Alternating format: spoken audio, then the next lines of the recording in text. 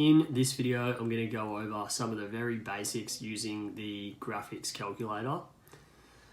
Throughout all of these videos that I make, like I said in the introduction video, I'm going to be talking quite slowly, and therefore I would encourage you to have your graphics calculator with you and be kind of doing things as I'm doing things. If it's a little bit too slow for you, remember that you can always change the speed of the video on the YouTube settings. So you could set it up so you're watching the video at times 1.5 its normal speed or times 2 its normal speed, etc. So first things first, let's just talk about some of the basics. So if we hit this button here, that will just take us back to this original screen. So this is the screen that you're going to see when you turn on your graphics calculator. The two main purposes that we're going to be using the graphics calculator for in 11 methods is just the graphing application and the calculator, which is just the regular calculator application.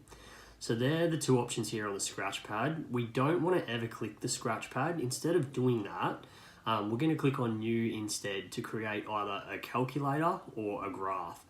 I'm not going to talk about why we click new in this video. That's a different topic for a different video. But we're just going to click on new. And then what that will do is that will give us this window where we're able to choose which type of function we want to use the graphics calculator for. When you get to Unit 3 and Unit 4, there's a bit of stuff on data and statistics that will be helpful, but for right now, we are just going to be worried about the calculator and the graph. Notice that at the side of each of these, there's a number. In my opinion, it's much easier to click the numbers here when you're choosing which option to go with, rather than use the scratch pad and kind of scroll across, because the scratch pad can be kind of a little bit annoying at times. So if I wanted to do a graph, I would just click on 2 for graph, and that will give me the graphing option. Now, what the graphing calculator is good for is we can type in any graph here and it will give us the graph that we've typed in. So let's say I wanted to find a graph of x cubed, and I'm just going to randomly make this up, plus 4x squared.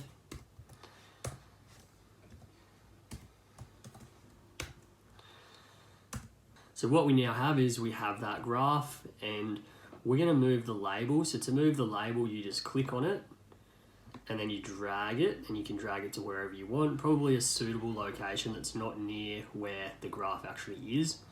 Now, obviously the zoom isn't that good. We want to be able to see both of the turning points. So in order to do that, what I'm going to do is I'm going to click on menu.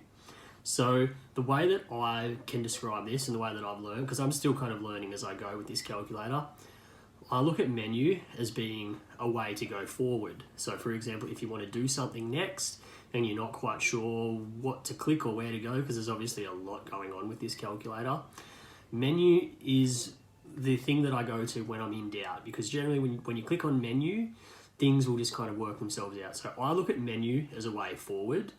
If I make a mistake and there's something that I didn't want to click, I then click the escape button. So I look at the escape button as kind of like the undo button or the way to go back. So menu and escape are two buttons that you will probably want to be pressing a lot. So if I click on menu and I want to change the zoom of this graph, so I'm going to click on Windows/zoom, remembering that instead of clicking on this and using the scratch pad, I could always just click on 4. And then that will give me the option. So let me just go back to menu, because I think what I've done. Okay, so right now this isn't actually what I wanted to. It looks like it's automatically clicked on this one for me when I clicked 4, because I had both of these open. So perfect, the perfect time to show you what to do in this case. If you've ever done something that you didn't really quite want to do, you just click this escape button. So if I click escape, escape, and then escape again, now I'm back to where I was, which is good.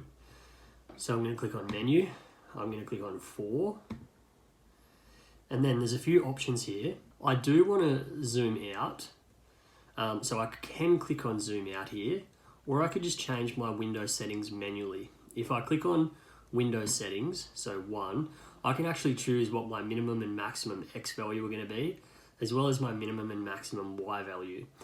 So I don't actually know how this function would look, because I've just made it up off the top of my head.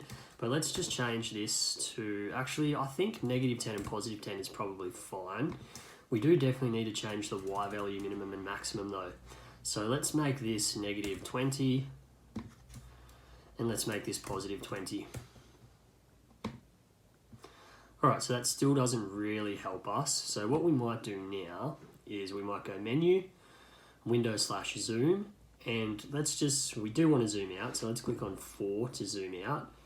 We want to zoom out from, I guess, this being our center point. Okay, so now we have a graph. And because I don't want to zoom anymore, I'm going to go over and click escape. Now we are just back to this graph. So I'm going to stop this video here because I just wanted to keep this video short. This is the basics of how to use the graphing software. In the next video that I make in this video series, I'm going to start doing some stuff where I'm actually analyzing this graph. So I'm showing you how you can find the maximum points, the minimum points, and everything else.